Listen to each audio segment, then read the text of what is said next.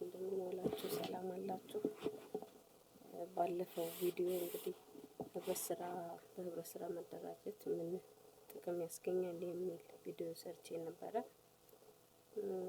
እንግዲህ ዛሬ ደግሞ ዓለም አቀፍ የህብረት ስራ መርሆች ምንድናቸው? ህብረት ስራ ማህበራት ስራ ሲሰሩ መርህ አድርገው የሚንቀሳቀሱባቸው ምን ናቸው? ስንት ናቸው? የሚለውን እናያለን። እንግዲህ ህብረት ስራ ማህበራት አራተኛ የንግድ ከሚሰሩ ታይፖች ናቸው።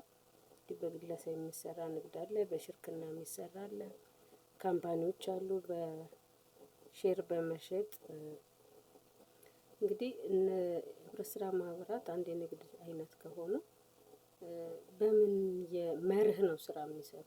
ዓለም አቀፍ የህብረት ስራ መርህ ምን ይመስላል የሚለውን እናያለን። እንግዲህ የህብረት ስራ መርህ ሲባል መርህ ማለት በአጠቃላይ አንድ ተቋም ወይም አንድ ግለሰብ የሚሰራበት ወይም ደግሞ ግቡን ለማሳካት የሚሄድበት መንገዱ ነው፣ አቋሙ ነው ማለት ነው። መርህ የማይቀያየረው አቋሙ ነው። እንግዲህ ንግድን ሲሰራ በተለያየ መንገድ ሊሰራው ይችላል፣ ግን ሲሰራው ያንን መርህ ባልጣሰ መልክ ይሰራል ማለት ነው። የህብረት ስራ መርሆቻቸውስ ምንድን ናቸው የሚለውን እንደው በዛሬ ቪዲዮ ለማየት እንሞክራለን። እንግዲህ ህብረት ስራ ሰባት ዓለም አቀፍ መርሆች አሏቸው። እነዚህ መርሆቻቸው ምን ናቸው የሚለውን እናያለን ማለት ነው። እንግዲህ አንደኛው አባልነት፣ ለህብረት ስራ አባል የሚሆን ግለሰብ አባልነት በፈቃደኝነትና ለሁሉም ክፍት የሆነ ፕሪንሲፕ መርህ ይዘው ነው የሚሰሩ ማለት ይህን ማለት ነው።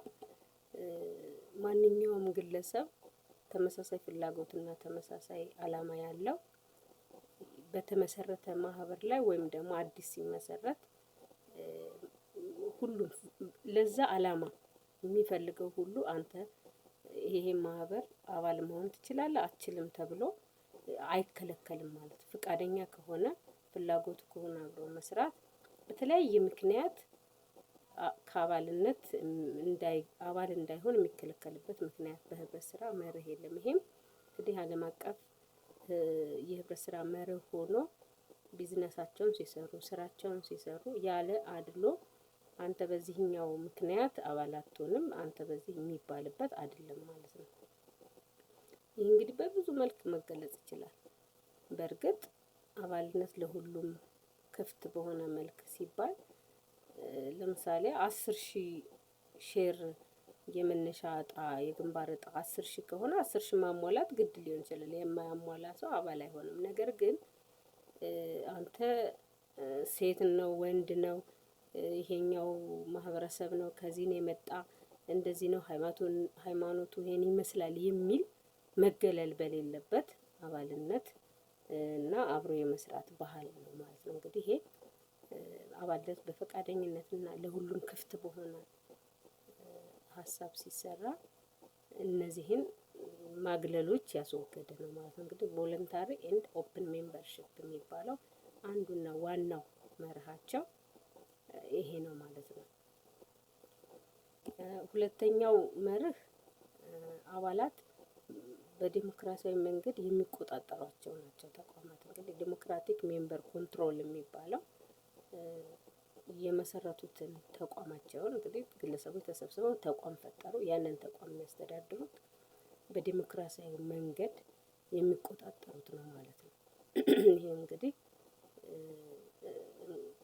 ህብረት ስራን አንዱም ልዩ ከሚያደርጋቸው ነገሮች ዲሞክራሲን መለማመጃ ተቋም ናቸው ተብሎ ይታሰባሉ። እንግዲህ የዲሞክራሲ ጽንሰ ሀሳብ እንደምታውቁት የሰዎችን ሀሳብ ያከብራል። በምርጫ በብዙሃን ምርጫ በብዙሃን ሀሳብ ይመራል። ያንን የሚለማመዱበት ቦታ ይሆናል። መሪዎቻቸውን ሲመርጡ ብዙሃኑ የሚቀበላቸው እንዲሁም በድምጽ ብልጫ ህጋቸውና መተዳደሪያ ደንባቸው በሚለው መልክ የሚያስተዳድሩት የሚቆጣጠሩት ይሆናል ማለት ነው። አንድ ሰው አንድ ድምጽ ነው ያለው። ይሄም ማለት እንግዲህ እኔ ብዙ ሼር አለኝና ብዙ ድምጽ አለኝ አይባልም። ከአክሲዮኖች አንዱ የሚለያቸው ደግሞ ይሄ ነው። ህብረት ስራ ማህበራት 10%ም ሼር ይኑረው 20% ሼር ይኑረው አንድ ሰው አንድ ድምጽ ነው ያለው።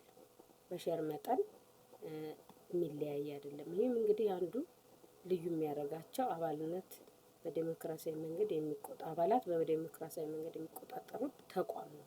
ይህን መርህ አድርገው ይሰራሉ። ብዙ ሼር ስላለው ብዙ ድምጽ ይኖራሉ የሚል መርህ የላቸውም ማለት ነው። ሰውን መሰረት የሰው ሀሳብ ነው እንጂ የዛ ያለው ገንዘብ ያለው የሼር መጠን አይደለም ሊወስንለት የሚችለው። ያ ሰው የተባለው አካል ወይም ደግሞ ሰው የሆነው ነገር ሰው የሆነው እሱ ነው የሚወስነው ማለት ነው። እንግዲህ አንድ ሰው አንድ ድምጽ ነው ያለው ማለት ያ ነው። ብዙ ሼር ስላለው ወይም ብዙ ሀብት ስላለው እዛ ማህበር ላይ ብዙ ድምጽ ተሰሚነት የሚባል ነገር የለም በህብረት ስራ ማለት ነው። ሌላው እንግዲህ ሁሉም እኩል አንድ ሰው አንድ ድምጽ አለው ማለት ሁሉም እኩል ተሰሚ ነው ማለት ነው። ሁሉም ለዛ ማህበር ተቆርቋሪ ነው። ባለው ካፒታል ባለው ድርሻ ልክ አይደለም የሚለካ። ስለዚህ አንዱ መርሃቸው ይሄንን መሰረት አድርጎ የሚሰሩበት መርህ ነው ማለት ነው። ሌላኛው መርህ እንግዲህ ህብረት ስራ ማህበራት ሲሰሩ የአባላትን የኢኮኖሚ ተሳትፎ በሚያሳድግ መልክ አባላትን በሚጠቅም መልክ ይሰራሉ። እንግዲህ አባላት መጥቀም በገንዘብ ሊሆን ይችላል፣ በእርካታ ሊሆን ይችላል፣ በተለያየ መንገድ ሊጠቀስ ይችላል። ኢን ተርምስ ኦፍ ካሽ ባልሆነ መንገድም በገንዘብ ባልሆነ መንገድ ይገለጻል የኢኮኖሚ ተሳትፎ። ስለዚህ አባላት የሚሳተፉበት ኮንትሪቢዩት የሚያደርጉበት ሲስተም ነው ማለት እንግዲህ ለማህበሩ ኮንትሪቢዩት ያደርጋል፣ ማህበሩ ለነሱ ኮንትሪቢዩት ያደርጋል ወይም ደግሞ ይሰራል ማለት ነው። እንግዲህ ያላቸው ካፒታል የጋራ የሆነ ሀብት ባፈሩት ሀብት ልክ የሚከፋፈሉት ባላቸው እጣና ተሳትፎ መጠን ፕሮፊት የሚያገኙበት ያለውን ትርፍ የሚከፋፈሉበት እና ደግሞ ካተረፉት ትርፍም እንዲሁም ደግሞ ለቀጣይ የተሻለ ትርፍ ደግሞ ኢንቨስት የሚያደርጉበት መርህ ይሄ ነው ማለት ነው። ሶስተኛው መርሃቸው የአባላት ኢኮኖሚ ተሳትፎ ማሳደግ። ሶስተኛው ይሄንን አባላትን የማይጠቅምን ስራ መስራት የለባቸውም። መስራት ያለባቸው ከአባላት ኢንተረስት ከአባላት ፍላጎት አንፃር ነው። ይሄም ደግሞ የኢኮኖሚ ተሳትፏቸው የሚያሳድግ መሆን አለበት ነው። ሜምበር ኢኮኖሚክ ፓርቲሲፔሽን የሚለው ሶስተኛው መርሃቸው ይሄ ይሆናል። አራተኛው ነፃና ራስ ገዝ ናቸው ነው። አውቶኖሚ ኤንድ ኢንዲፔንደንስ የሚለው አራተኛው መርህ እንግዲህ ህብረት ስራ ማህበራት እንደ ማንኛውም የቢዝነስ ተቋም ነፃ ናቸው። ነፃ ማለት ከመንግስት አንፃር ከተለያየ ጣልቃ ገብነት አንፃር ነፃ ናቸው። እንደ ማንኛውም ኢንቲቲ ህጋዊ ነፃነት ያላቸው በህግ የተደራጁ በዛ በተደራጁበት ህግና ደንብ መሰረት የሚሰሩ ተቋም ናቸው ማለት ነው። እንግዲህ ራሳቸውን በራሳቸው የሚያስተዳድሩ በራሳቸው የሚመሩ በአባሎቻቸው ቁጥጥር ስር ያሉ መሆን ያለባቸው ተቋም ናቸው ማለት ነው። እንግዲህ ይሄ ከሌሎች ከተለያዩ ኢንተርፍራንስ ነፃ የሆኑ ተቋም ናቸው ማለት ነው። እንግዲህ ፕራክቲካሊ አሁን ይሄ ነፃነት ሲባል እንግዲህ እንደ ኢትዮጵያ እንደው አሻሚ ሊሆን ይችላል ሀሳቡ ህብረት ስራ ከማንኛውም ነገር ነፃ ናቸው የሚለው ነገር ግን ኢንተርናሽናል የሆነው የህብረት ስራ ፕሪንሲፕል ነፃና ራስ ገዝ ናቸው ሲል አባላት የሚመሯቸው የሚቆጣጠሯቸው የሚያስተዳድሯቸው ከማንኛውም ጥገኝነት የተላቀቁ የአባላትን ፍላጎት ሊያሳኩ የተሰባሰቡ ግለሰቦች ያቋቋሟቸው ተቋም ናቸውና ባለቤትነታቸው የአባላት ነው። አስተዳዳሪዎችም መሪዎችም አባላት ናቸው ማለት እንግዲህ ሌሎቹን ቀጥረው ሙያቸውን ገዝተው ሊሰሩ ይችላሉ። ነገር ግን አውቶኖሚ ኤንድ ኢንዲፔንደንስ ሲል ከማንኛውም ነገር ነፃ የሆነው ራሳቸውን የቻሉ ተቋም ናቸው ማለት ነው። አምስተኛው መርሃቸው ትምህርት ስልጠናና መረጃን የማድረስ የመስራት የማቀበል መርህ ነው ማለት ይህ ማለት እንግዲህ አባሎቻቸው የተለያየ መረጃ ይፈልጋሉ፣ ትምህርትና ስልጠና ይፈልጋሉ፣ አካባቢው ማህበረሰብ ትምህርት ይፈልጋል፣ ስልጠና ይፈልጋል፣ መረጃ ይፈልጋል። ይሄንን መስራት አለባቸው። በተለይ ደግሞ አባላት አባላትን የማስተማር፣ የማሰልጠን፣ መረጃ የመስጠት በየጊዜው ይሄን የማድረግ ኃላፊነት አለባቸው። ይሄ አምስተኛው ፕሪንሲፕላቸው ወይም መርሃቸው ነው ማለት ነው። እንግዲህ ይሄ ትምህርት በምን መልክ ነው፣ ስልጠና በምን መልክ ነው፣ መረጃ እንዴት ነው የሚደረስ የሚለው የራሱ አሰራር ቢኖረውም ግን ዋና መርሃቸው እንደሆነ ለማየት ነው። እዚህ እንግዲህ ይሄ አምስተኛ መርህ ነው። ሌላኛው ስድስተኛ መርሃቸው ህብረት ስራ ለህብረት ስራ መተባበር። እንግዲህ ህብረት ስራ ማንኛውንም በተደራጁበት መስክ ስራ ሲሰሩ የመተባበር ከሌሎች ህብረት ስራ ጋር አንድ ቦታ ያለ ህብረት ስራ ከሌሎቹ ህብረት ስራ ጋር የመተባበር መንፈስን ይዞ ነው መስራት ያለበት። ይሄ ማለት ኮኦፕሬሽን አመንግ ኮኦፕሬቲቭስ የሚለው ትብብር በህብረት ስራ መካከል እንጂ ውድድርን መሰረት ያደረገ ስራ አይሰሩም። ውድድር ኢኔሴንስ ምንድነው? ኮምፒቲሽን ካለ በአንዱ ኮስት አንዱ ማትረፍ አለ ማለት ነው። በአንዱ መውደቅ አንዱ መነሳት አለው ማለት ነው። እንግዲህ ኮምፒቲሽን በአንዱ የአንዱን አድቫንቴጅ ወይም ኦፖርቹኒቲ ሌላኛው መጠቀም ነው። ውድድር ማለት ጥሎ ባለፍ አይነት ነገር ነው። እንግዲህ በኢኮኖሚ ወይም በማርኬቲንግ ፕሪንሲፕል ስናየው መሻማትን ያመጣል። ስለዚህ ህብረት ስራ አንድም አካባቢያቸው ባለ ሪሶርስ ነው የሚደራጁ። ሲደራጁም መሰረት የሚያደርጉት ነገር አለ። የአባላቸውን ሪሶርስ አባላቸው ጋር ያለን አቅምና ሀብት ነው። የሌላውን ሀብት መሰረት አድርገው የሌላውን አድቫንቴጅ ለመውሰድ አይደራጁም። ይሄ ዓለም አቀፍ ህግ፣ ዓለም አቀፍ የህብረት ስራ ፕሪንሲፕል ተደጋግፎ የተሻለ ነገር በአካባቢ በዓለም አቀፍ ውጤታማ መሆንን የሚያመጣ መንፈስ ነው። አሁን እንደ ኢትዮጵያ ስናይ ለምሳሌ በተለያየ አካባቢ ህብረት ስራ ማህበራት አሉ። እነዚህ ህብረት ስራ ማህበራት ተደጋግፈው አንዱ ለአንዱ ምናልባት አንዱ ጋር ግብዓት ሲያጠር ከአንደኛው ሊወስድ ይችላል። በመስራትም ወደ አንድ በመምጣትም ተደጋግፈው ለምሳሌ ሊግ በመፍጠር ተደጋግፈው ናሽናል ያለው ኢንተርናሽናል ላይ ያለውን የህብረት ስራ ጥንካሬ መፍጠር ይችላሉ እንጂ አንደኛውን የመወዳደር መንፈስ የለውም ማለት ነው። እንግዲህ በመተባበር መስራት ማለት ይሄ ነው ስድስተኛው ፕሪንሲፕላቸው። ሌላውን ሰባተኛውን የመጨረሻው መርሃቸው ለማህበረሰብ ኃላፊነት መወጣት ነው። አካባቢ የሚሰሩበት የተደራጁበት አካባቢ ላለ ማህበረሰብ ኃላፊነት አለባቸው። ይሄም ኮንሰርን ፎር ኮሚኒቲ የሚለው መርሃቸው ነው። ይሄ እንግዲህ እንዴት ይገለጻል ቢባል አንደኛ ህብረት ስራ ሲደራጁም መሰረት የሚያደርጉትን ሰውን ነው።